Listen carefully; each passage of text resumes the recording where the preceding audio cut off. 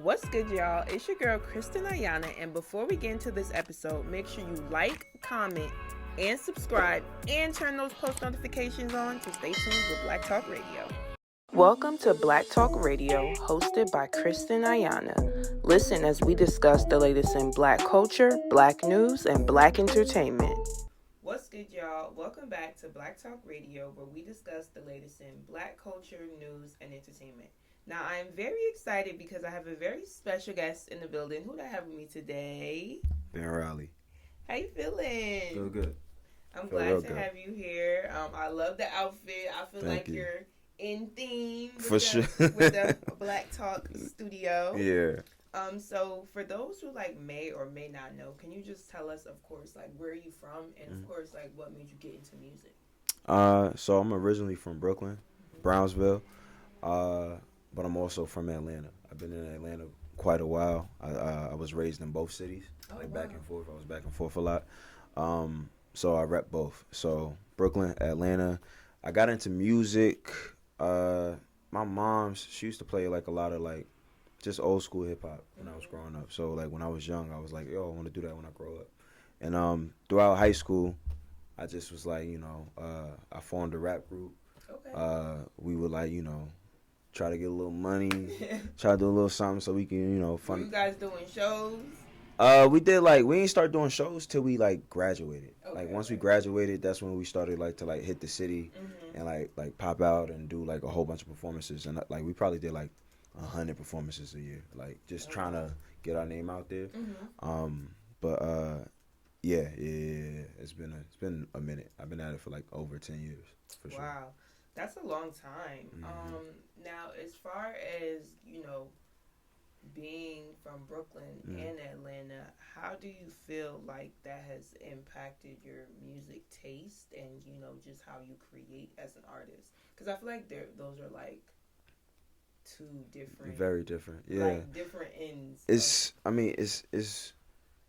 two very different cultures, right? And it's two very different sounds, right? So Brooklyn is a very gritty, lyricism is at the forefront. It's rugged, it's real and it's raw, but it's also Atlanta.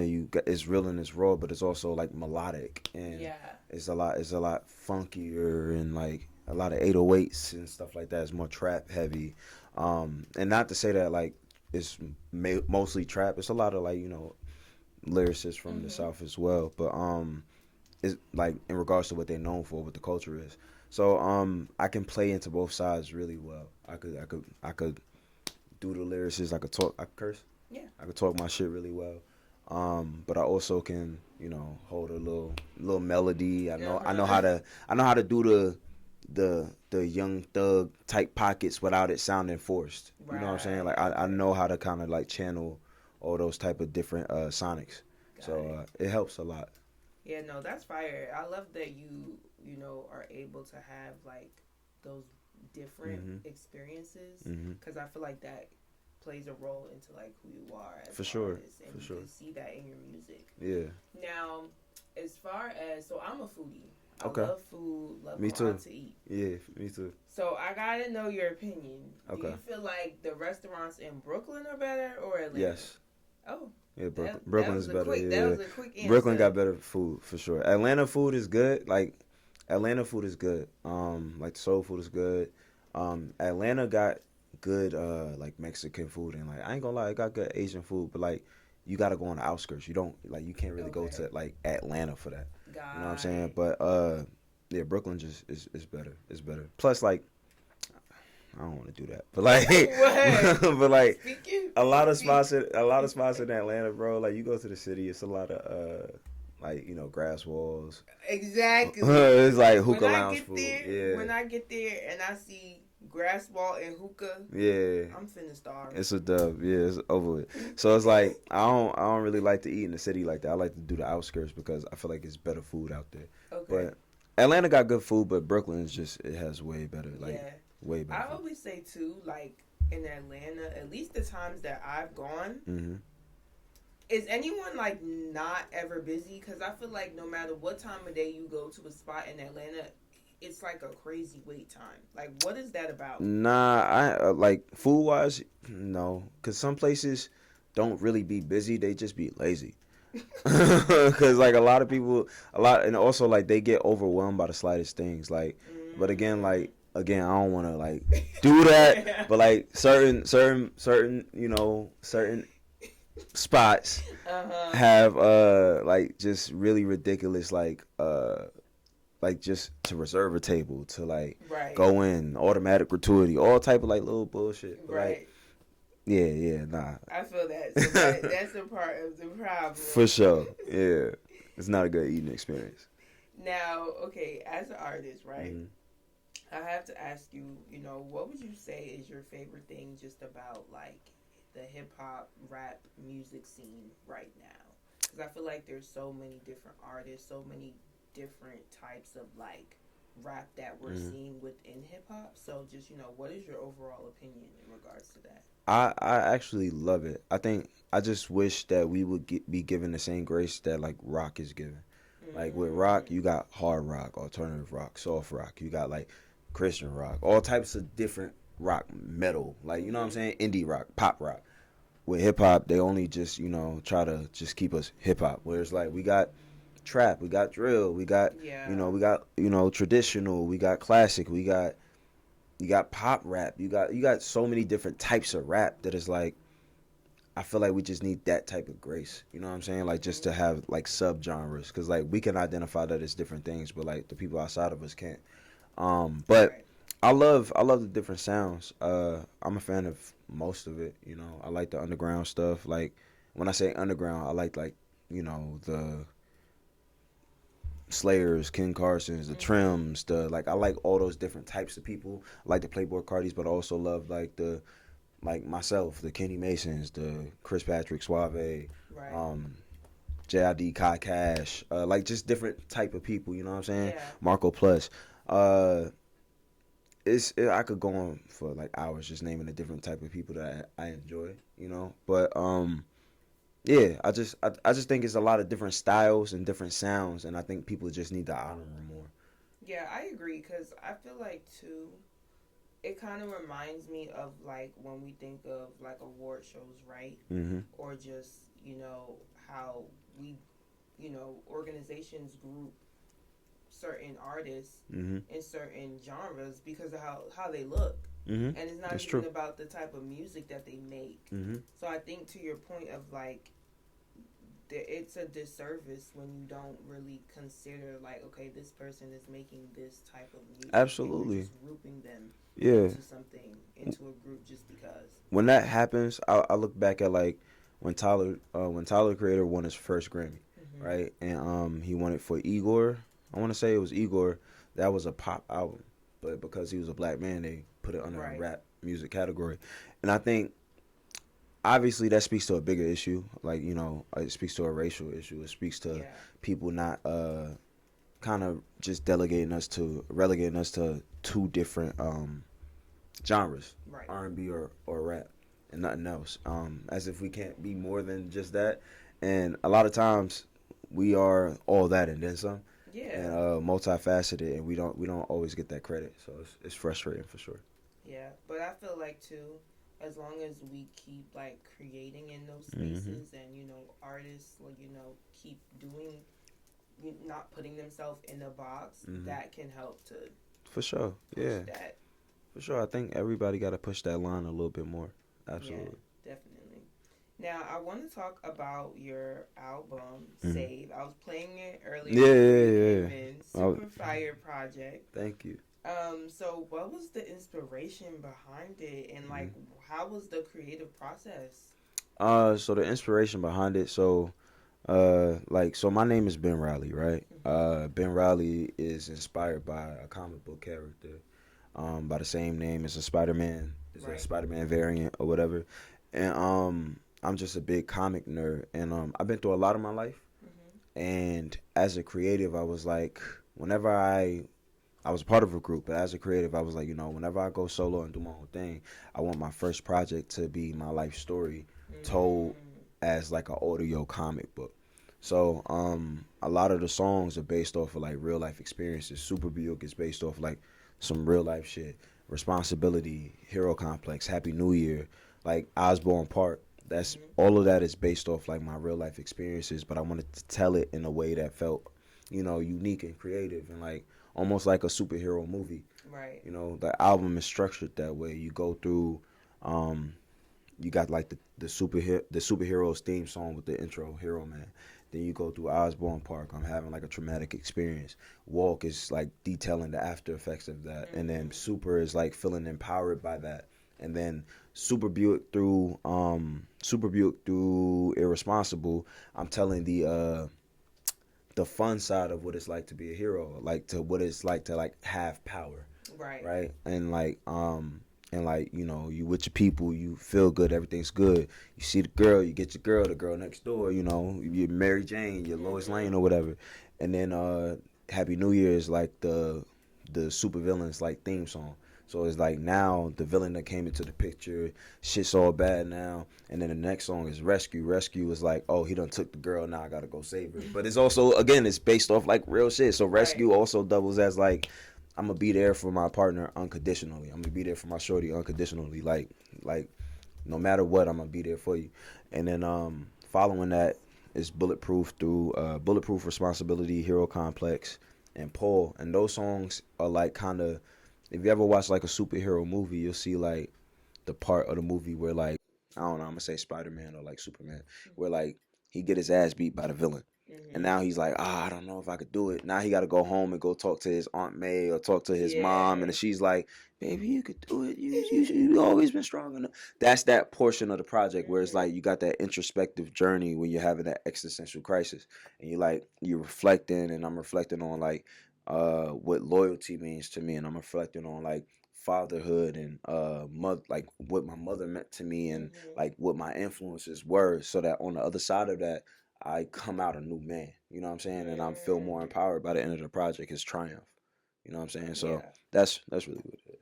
Nah, that's fire. And I love how you had, that thought process and you were able to create that. Like, that's so unique to Thank me. you. But with creating this project, Mhm. and just being so like vulnerable, Hmm. did you ever have moments of like, I don't know, For sure. like I don't know if I should put that out, For like, sure. and how do you navigate that as an artist overall, just being vulnerable in your music? It's tough because like as an artist, you want to be heard and you want to be seen, but you don't want to be seen through. You know what I'm saying? Like you don't want people to like feel like they know you too well. Parasocial. Yeah, you know what I'm saying? That too, but it's also like I talked about parasocial for sure. But I talked about like like I talk about my father issues, and I talk about like how I felt about my father being absent for a time, and my stepfather and my mom's ex fiance and things like that. So it's like I'm speaking about my father figures, and I'm speaking about it from such a vulnerable space that it's like for me it was hard to write that song. I cried writing that song because of just the stuff I experienced. You know what I'm saying? So it's a difficult thing, but then it's rewarding when you have like conversations with people that listen and they like, bro, I went through that same thing. Yeah. And it's like it's unfortunate because it's like, damn, I hate that like people have that shared experience, but also it doubles. It's weird because it also parallels like, damn, like I'm also not alone here, and that feels Right. really good. But sometimes I don't like to be too vulnerable because people could be a little weird, but it's cool. It's cool. Yeah. And I definitely think too, like, that like low key sad to say, but as an artist, Hmm. that's what draws people. Like Hmm. people want to feel something. For sure. That was They want to feel like something when they hear your music, yeah. and I feel like a lot of times the vulnerability is what makes people feel. That was, I mean, yeah, that was the point of the project too. Like, my first two projects did really well for me. Like, they allowed me to quit my job and do all that cool stuff, right? But when it came to making this project, my team was like, bro, like, you gotta show people like your like more of your story. Let people know, let people into you and why we support you. Like we support you outside of like, hey, this is beneficial for our careers. Like we support you because we know the person and what you went through. And I think as an artist, that makes people like that relatability takes things up a notch, and it makes people realize like this person is more than an aesthetic. This person is a person, and like I really relate to this. I see myself in them. You know what I'm saying? Pause. But yeah. Definitely. Now, I want to talk to you a little bit about just, you mentioned how the project, you drew inspiration from comics, you love comics. So can you kind of just talk to us about like how your love for comics grew and, where it stems from? Yeah, so I'm 30, right? So when I was growing up, niggas still read like the newspaper, right? So You're saying it like you're old. nah, but like niggas don't read the newspaper no more. And like when I was a kid, the newspaper was like still very like touchscreen phones wasn't a thing. So like we like Really? not until what? Until I was in high school. I'm 27. I'm trying to think. Until I was in high school, touchscreens wasn't that lit for real. Yeah, because it was like Sidekick. Also, I started high school in 2009. Okay. You know what I'm saying? Yeah. So like touchscreens wasn't really a thing yet for real. So it's like I grew up on like newspapers and things like that. So my first introduction to comics was comic strips in the back of the newspaper, like the quote unquote funnies. So my grandfather, he was a big comic head growing up too. So he would always like take out that page of the newspaper and give it to me, and I'll read that. And then eventually he would start like buying comics and bringing them with the newspaper. And then yeah, I started to collect them since then. And yeah, I just been in love with comics ever since. Wow. Yeah. That's fire because it's so crazy like how now it's so like interesting how sometimes we have like these experiences when we're young that really do impact us later on in life. Like, absolutely. To think that okay, your grandfather just, saw your interest in these comics and, gave them to you, but that's still having like an effect on who you are today and what you do and what you create. Like absolutely. I think that's fire for sure. Thank you. And that brings me to my next question. Okay. So I heard that you performed at the Amazon Spider North Speakeasy last night. Yeah, I did. So tell us about that and just like what that experience was like. So it's pretty cool. Honestly, it's like a little surreal.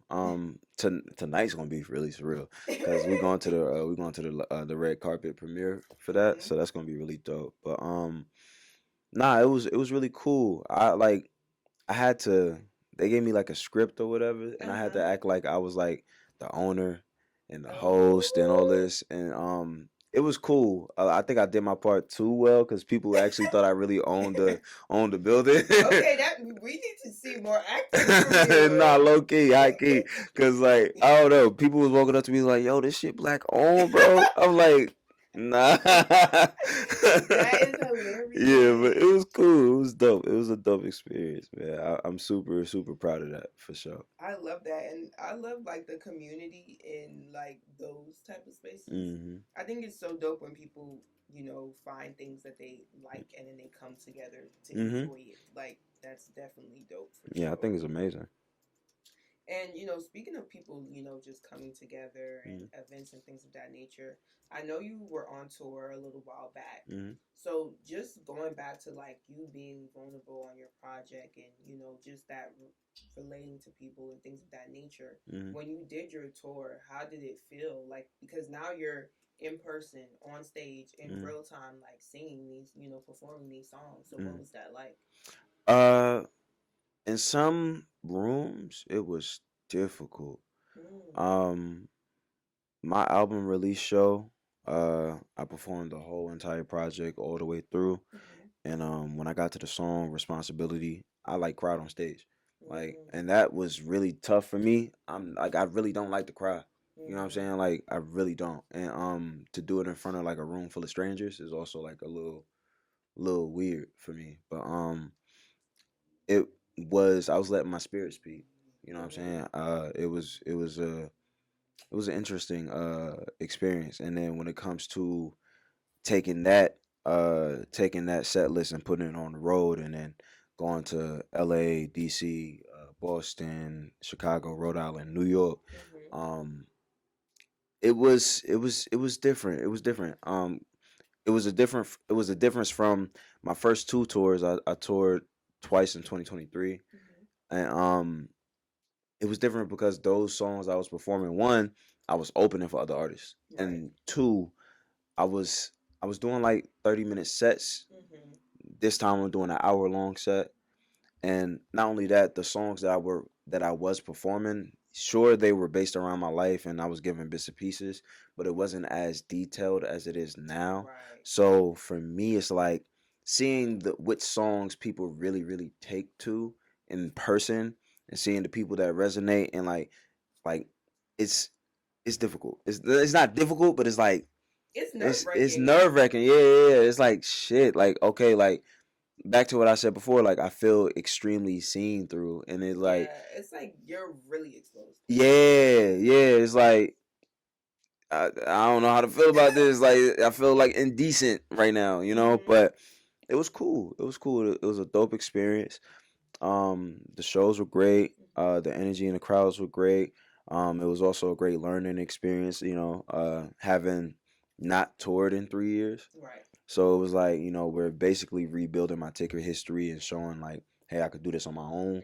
And you know, in some places we shine, some places was a little difficult, but that's a part of it though. it's part of it, yeah. And you know, it's always a blessing to see that people would be willing to take off work or skip states to come see you, you know, rock out. And I think that's, you know, that's amazing. It's all worthwhile. Definitely. Now, you know, as an artist, would you say, like, who would you say are some other artists that have maybe like inspired you along your journey? For me, it's Jay-Z, Lil Wayne, Kendrick Lamar, Andre 3000, Pharrell, Nas, Mos Def. I don't want to just isolate Andre 3000. I'm gonna say Outkast. Period. I was a big Fabulous fan growing up. That's the New York King. Yeah, Thug, Future, Playboy Cardi.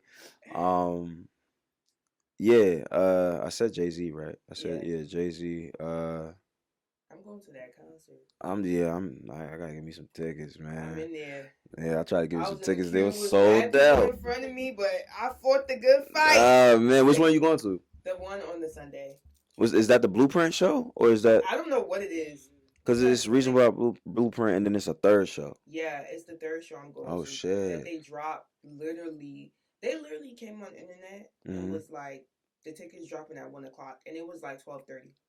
That's crazy. But I got through. That's crazy. That might be like a new album show or something. He might be dropping a new album. Yeah, I don't know, but I'm hyped.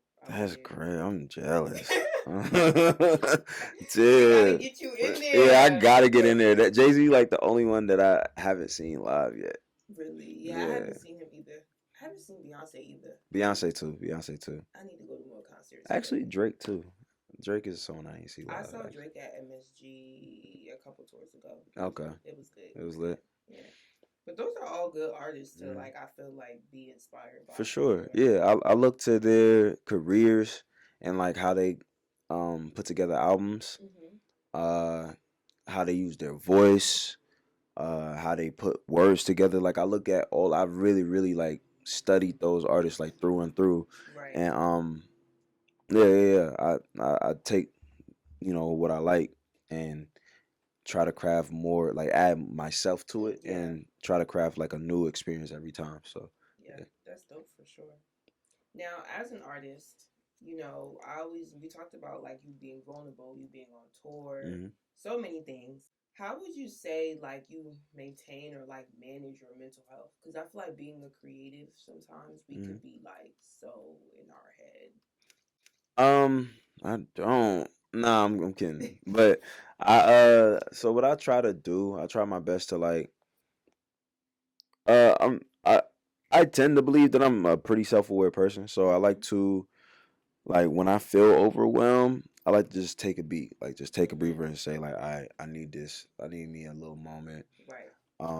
A big thing I like to do, I like to go on runs and walks. Okay. Like just get some fresh air. That's good.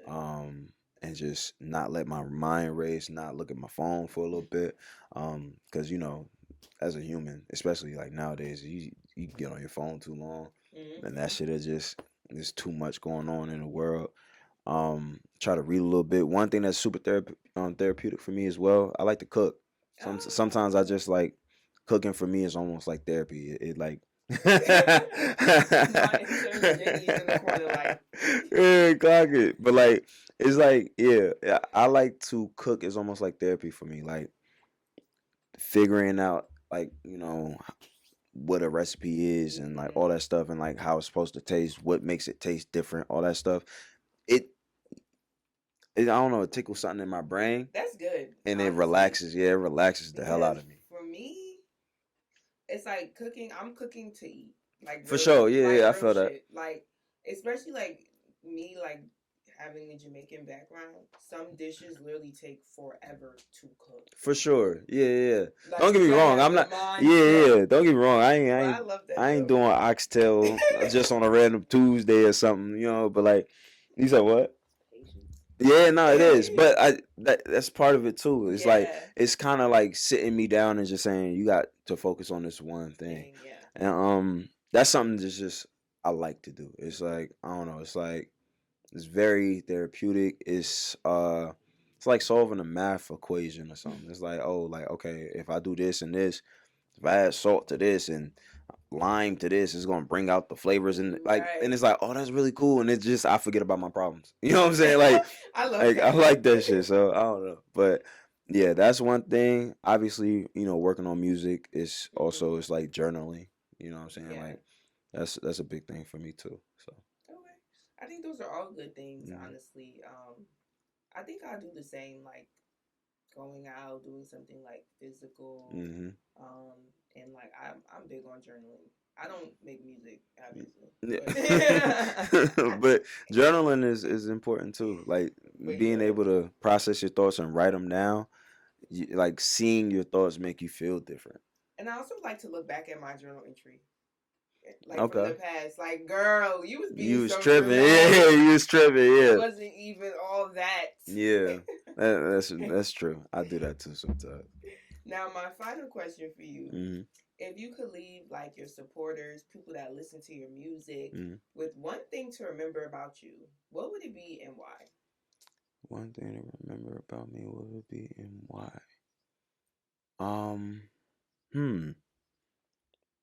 One thing to remember about me and why. This question always gets people. Yeah. And it's like it's taking everything in me not to give a stupid answer. One thing to remember about me and why. I hate key lime pie. Key lime pie. I fucking hate that shit. I've ever had that. That shit is awful. That shit is awful. And that's why. It's just not good. Nah, but damn, I don't know. You know what? Yes, I do. One thing to know about me is like my real name is Nari, right? And growing up, I was told that Nari it means strong child. Don't know how true that is. My mom be capping sometimes, but I took that and ran with it my entire life, and I try to use my strength, to guide me through a lot of situations. Life get hard sometimes, and it's always, you want to make sure that you're resilient. Can't make sure nothing brings you down. If anything, if it's supposed to bring you down, it need to bring you up. So I would say that. I would leave you out with that. I love that. Well, I just want to thank you so much for chatting with me. I really enjoyed our convo. To this camera right here, just let everybody know where they can find you, follow you, all that. Yo, it is Ben Reilly, aka Hero Man, aka Nari, aka Redbird, aka I forgot what I was about to say. But you can find me everywhere at Save Ben Reilly. That's SaveBenReilly. Save out now. Nari on the way. Awesome. Well, thank you so much, and of course, we're wishing you nothing but the best. Thank you. Thank you for having me. This was dope.